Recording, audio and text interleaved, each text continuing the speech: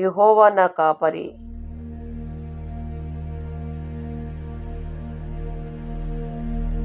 నాకు లేమి కలగదు. పచ్చిక గల చోట్లను ఆయన నన్ను చేస్తున్నాడు. శాంతికరమైన జలముల యొద్ద నన్ను నడిపించుచున్నాడు. నా ప్రాణమునకు ఆయన సేద తీర్చుచున్నాడు. తన నామమును బట్టి నీతి మార్గములలో నన్ను నడిపించుచున్నాడు. గాఢంధకారపు లోయలో నేను సంచరించినను ఈ అపాయమునకు భయపడను. నీవు నాకు తోడయుందువు.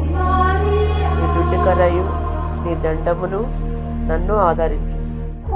నా శత్రువుల ఎదుట నీవు నాకు భోజనము సిద్ధపరచుతుంది. నూనెతో నా తల అంటియున్నావు.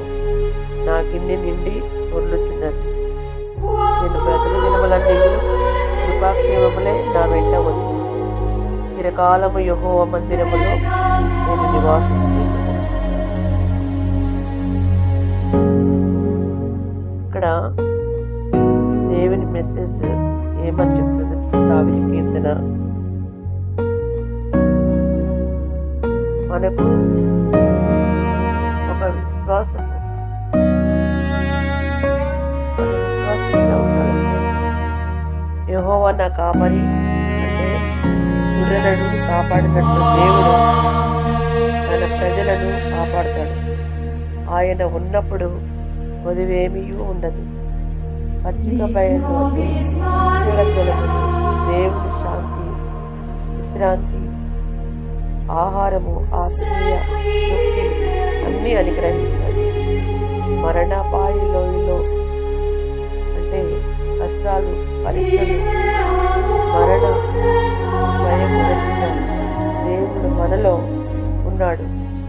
ఆయన దండము అంటే శిక్షణ మరియు కర్ర రక్షణ మనకు ధైర్యం ఇస్తాడు.